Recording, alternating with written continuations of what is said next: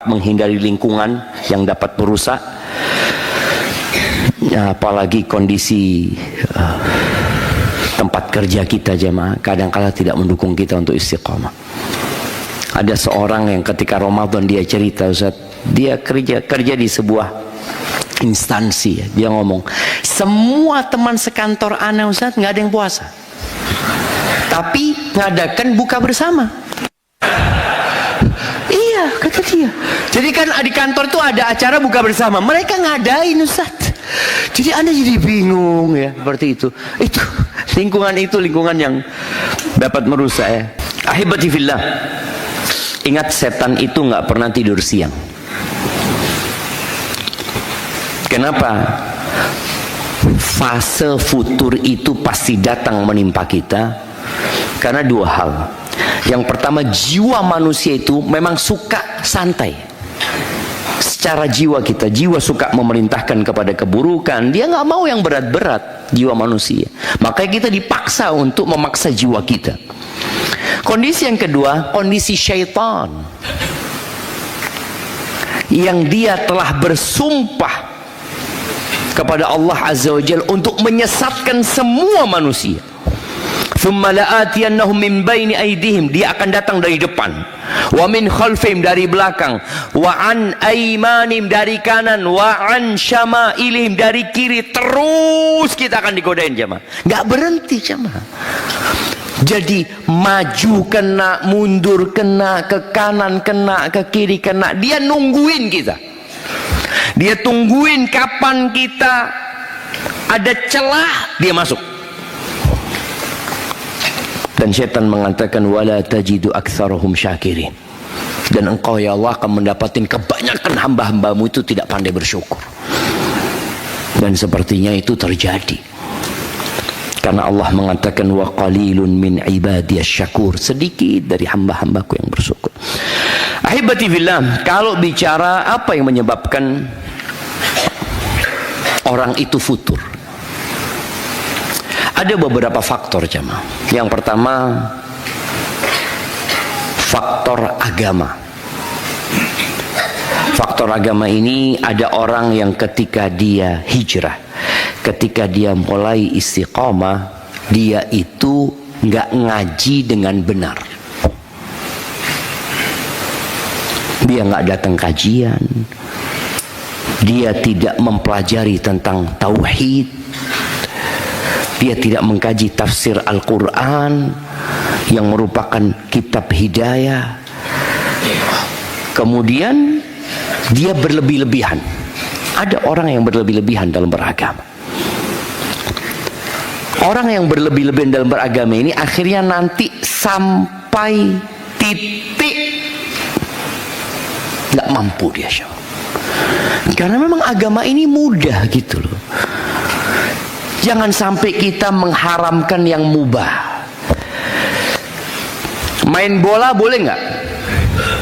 Ini orang ketika hijrah nggak mau main bola, padahal itu hobi dia. Dia hobi main bola. Ketika dia hijrah enggak, sudah nggak ada gunanya main bola. Masya Allah. Yang nggak ada gunanya main bola apa nonton bola? Nonton bola. Main bola ada gunanya jemaah, tapi nonton apa manfaatnya? Ya mungkin seneng lah Ustaz, seneng. Jadi anak terus terang, kalau habis main bola itu Ustaz, gula darah anak turun. Habis nonton bola, gula darah anak turun Ustaz, kolesterol turun katanya, karena fulusnya habis. Ya adek nonton bola boleh, mubah ya, mubah, tapi jangan terlalu banyak gitu loh. Main bola boleh. Jadi ketika antum hijrah, antum suka main bola, ya silahkan main bola, silahkan main bola. Kenapa? Kalau antum menentang sesuatu yang antum sukai dan itu dalam agama diperbolehkan, nanti antum capek dan dikhawatirkan di tengah jalan antum tinggalkan. Maka tolong jangan berlebih-lebihan dalam beragama. Jangan mengharamkan yang mubah.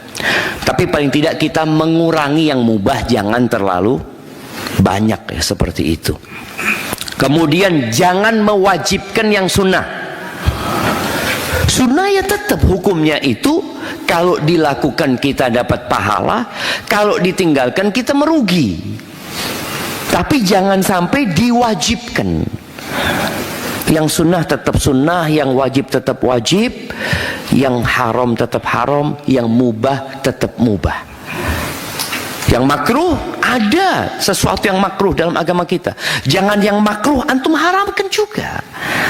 Ini pentingnya, ketika seorang hijrah, maka tolong dia berusaha tetap di atas track, di atas jalurnya nih Syama.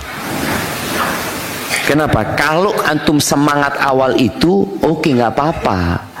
Antum yang mubah antum tinggalkan nggak ada masalah, karena lagi semangat gitu. Yang sunnah antum kerjakan terus, bahkan yakin aku harus melakukan ini. Tapi ketika semangat antum luntur, habis. Antum akan kelelahan. Ingat agama kita, kata Nabi SAW, inna hadzal din yusr. Sesungguhnya agama ini mudah. Maka sering Anda sampaikan, seorang muslim itu beragama yang biasa-biasa saja. Agama ini nggak usah ditambahin, nggak usah dikurangin. Udah seperti yang diamalkan Nabi alaihissalatu wasallam bersama para sahabatnya. Baik, yang kedua ada faktor jiwa. Ada orang yang kadang-kala depresi, sama. Ada orang yang kena was-was, yang akhirnya antum kadang-kala melihat ya, ada orang sholat sampai berulang kali takbirnya. Allahu Akbar. Allah. Pas imamnya ruku langsung khusyuk juga. Allahu Akbar. Dia bisa khusyuk. Jadi selama imamnya baca Al-Fatihah, baca surat, dia itu Allahu Akbarnya berulang kali. Kita lihat ada seperti itu jemaah. Pas imamnya ruku, Allahu Akbar, karena dia kehilangan satu rakaat kalau tetap was-was sih jemaah. Ada yang seperti itu. Ada yang kena was-was ketika wudu. Dia benar-benar udah sempurna belum tadi ya, wudu lagi, dia wudu lagi. Ini berbahaya. Dan setan itu ketika melihat orang beragama, artinya dia dulunya nggak kenal agama, terus dia hijrah, dia menjalankan agama ini, setan akan berusaha membuat orang ini bagaimana tadi, berlebih-lebihan dalam beragama, jiwanya tapi yang kena, mentalnya yang kena. Ketika bermuamalah sama orang, jual beli sama orang, kemudian dia lihat orang ini ngasih kembalian sama ana dari uang riba apa enggak ya? Nggak seperti itu dalam beragama. Maka hati-hati dengan jiwa kita, dengan was-was yang suka menimpa. Akhirnya kadang-kala dia kecapean, capek orang yang was-was itu. Kemudian yang ketiga ada masalah sosial ya. Masalah sosial ini seperti bujangan jomblo yang ingin nikah, kemudian nggak nikah-nikah atau dilarang sama orang tuanya. Akhirnya yang istiqomah jadi nyeleweng dia sama. Dulu anak punya kawan di Medina, orangnya baik cuma, bahkan dia banyak memotivasi anak. Dia setiap liburan izin sama orang tuanya untuk nikah cuma. Ayah, aku mau nikah, ayah kata dia. Oh, nunggu lulus. Sekarang kuliah, fokus belajar. Hati-hati loh orang tua.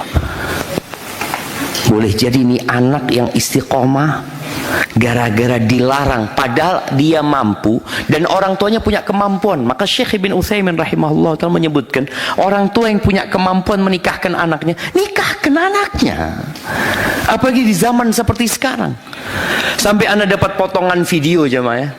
Potongan video di mana ada beberapa pemuda di Arab itu ketika bapaknya lagi duduk, dia bawa TV jemaah. TV-nya dia bawa. Dia tunjukkan ke ayahnya, ceramahnya Syekh Utsaimin. Zawiju, nikahkan anak-anak kalian. Betul jemaah. Dia tuh kok sampai fase sudah nggak jemaah. Oh, puasa. udah nggak kuat puasa, udah sampai lemes, tapi tetap godaan itu ada. Maka tolong nikah. Dan antum pun ketika mampu menikah tapi punya cita-cita yang belum tercapai, karena juga ada seorang anak yang anak kasih nasihat, antum segera nikah. Ustadz, anak ini pernah dapat nasihat dari abah anak, Ustadz, abahnya udah meninggal dunia. Kata abahnya, abah itu dikasih nasihat sama ibunya. Ini kita lihat ya, bagaimana wejangan dari orang-orang kuno. Kata nenek ana sama abah ana, nak, jangan nikah kecuali punya rumah. Ini ayah mau mempraktekkan kepada anaknya. Ayahnya cepat punya rumah. Ini anak nggak punya rumah terus sampai umurnya bertambah. Gimana? Maka anak kasih tahu dia, udah antum nikah, sampaikan kepada calon mertua antum, anak kepingin punya rumah bareng sama istri anak. Artinya nanti mungkin istri anak yang mendesain rumah tersebut, walaupun kapan bangun rumahnya wallahu a'lam. Gitu kan. Tapi paling nggak dia sudah punya seperti itu. Jangan jamaah, ini menyebabkan orang akhirnya futur. Ini buat orang tua, tolong anaknya yang sudah sampai fase dia mau menikah, tolong nikahkan kalau dia punya kemampuan. Dan anak-anak tadi yang memang antum ingin menikah dan sudah punya kemampuan, artinya kemampu untuk memberikan nafkah, rumah bisa ngontrak, nggak harus punya mobil, nggak harus punya kendaraan, yang penting antum bisa memberikan nafkah kepada istri antum. Siapa yang menerima anak menantu jadi menantu kalau anak nggak punya pekerjaan yang banyak fulusnya, Ustaz? Banyak orang soleh jemaah, banyak mertua-mertua yang siap menerima anak-anak yang soleh walaupun dia nggak mampu gitu loh. Nah, kemudian perempuan yang jadi janda itu kadang-kadang jadi masalah, dia jadi futur jemaah, jadi futur. Karena dulu ada suaminya yang memberikan nafkah kepada dia, sekarang dia harus cari nafkah sendiri. Kemudian ada suaminya yang menjaga kehormatan dirinya, nggak ada lagi gitu. Maka kalau ada janda, tolong dikasihani. Ada orang yang mengatakan as-sa'i 'alal armalati wal miskin, orang yang berusaha untuk mencukupi kehidupan janda dan orang miskin itu seperti mujahid fi sabilillah. Betul. Oh, berarti gimana kalau dinikahin, Ustaz? Kalau dinikahin nggak jadi janda. Kalau dinikahin kan nggak jadi janda jemaah. Ini kata Nabi SAW, merawat, memberikan nafkah ya, apa ya, mengkondisikan janda itu seperti mujahid fi sabilillah. Tapi kalau antum nikahi, hilang jandanya. Jadi tolong kita berusaha. Tadi ada masalah-masalah sosial yang memang harus diselesaikan jemaah. Kemudian masalah lingkungan juga, masalah lingkungan. Jadi kita pun harus tahu diri. Ketika antum masih semangat berada di lingkungan yang buruk, antum kuat jemaah. Tapi pas antum di masa futur, lingkungannya nggak mendukung, habis antum. Awal memang antum semangat, nggak apa-apa Ustaz, ana di situ nggak ada masalah. Ana dulu punya kawan, masya Allah. Dia cerita waktu pulang pondok, ana ini kumpulnya sama anak-anak yang nggak bener. Ya, ana ingin ngasih nasihat ya, di pinggir jalan, nongkrong pinggir jalan. Memang di satu fase dia kuat jemaah. Setelah setahun 2 tahun anak tanya, gimana Fulan? Habis Fulan, kayak teman-temannya sudah. Maka kita harus menjauh, mencari lingkungan yang lebih baik dan kondusif. Kemudian ahibati fillah, di antara masalah yang membuat orang jadi futur juga adalah masalah ekonomi. Ketika Covid kemarin, ada salah satu ikhwan itu sampai mau bunuh diri sama. Ini cerita kawannya. Dia punya istri 2 dengan ekonomi yang hancur lebur jamaah. Dia punya tanggung jawab jamaah, nggak bisa ngasih nafkah jamaah. Bisa bayangin Karena semua orang di rumah, mau kerja kemana gitu coba. Dan anak sendiri merasakan ketika Covid itu benar-benar nggak ada fulus gitu loh, fulus maafi. Sampai anak utang sama istri anak, nggak ada. Anak mau kasih nafkah, utang ngambil dari istri anak balikin ke istri anak. Ya mau gimana memang, benar-benar kondisinya. Ada masalah ekonomi tadi yang membuat orang akhirnya futur dia. Awal hijrah semangat, nggak ada masalah dia. Semua kerjaan, nggak punya fulus, nggak apa-apa dia. Tapi ketika futur, kok dilihat, kok belum selesai masalah ekonomi ini. Dia mulai berpikir seperti dahulu lagi. Makanya di antara yang perlu dikasihani adalah ghaniyun qad iftaqar. Orang kaya yang jatuh miskin. Kalau orang miskin dari dulu, ya aman jemaah. Memang dia kondisinya, saya dari dulu kayak gini memang Ustaz. Kadang-kala makan 2 kali sehari. Ya, pagi sama malam. Kadang-kala makan sekali, biasa. Tapi kalau yang biasa makan 7 kali sehari, kemudian makan sekali dia.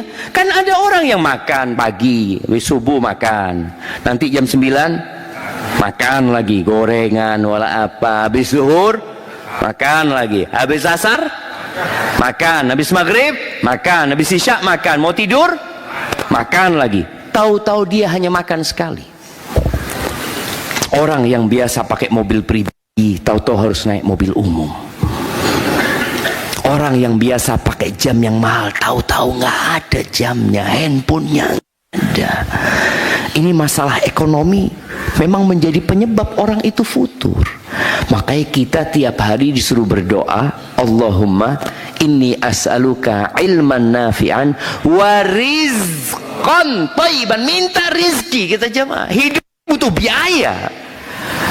Selama antum hidup, kau mati selesai.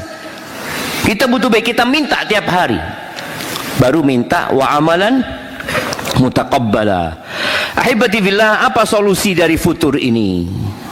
Kalau bicara sebabnya antum sudah tahu, insyaallah antum sudah bisa meraba apa solusinya. Yang pertama adalah berdoa, memohon kepada Allah Azza wa Jalla dengan ikhlas agar Allah menjaga kondisi kita jemaah. Baca doa ya muqallibal qulub tsabbit qalbi ala dini. Dulu waktu awal hijrah kita baca terus jemaah. Setelah merasa sudah istiqomah, kita nggak baca lagi, baca terus. Rasulullah SAW membaca jemaah. Terus baca doa orang-orang yang berilmu. Orang tuh semakin berilmu semakin takut sama Allah. Yang di surat Ali Imran ayat 8 ya.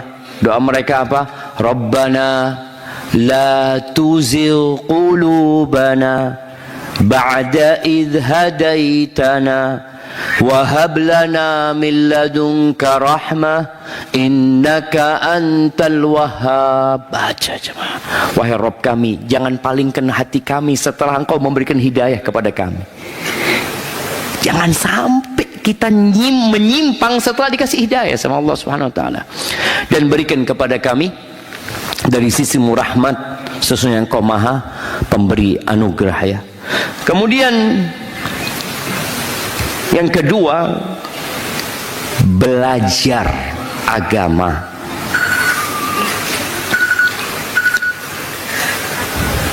Yang minim.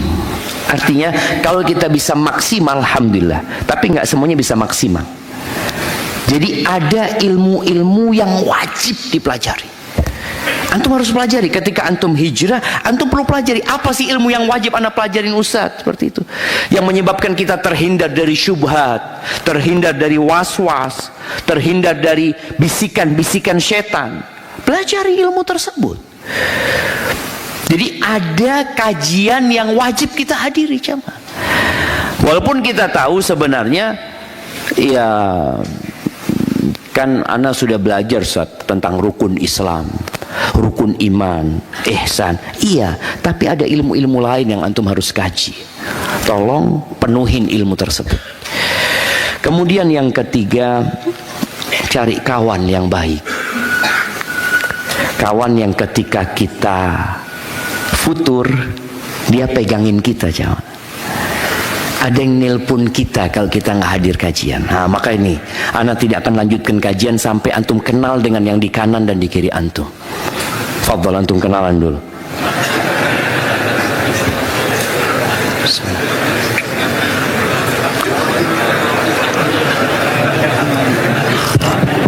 Tanya nama, tanya dari mana.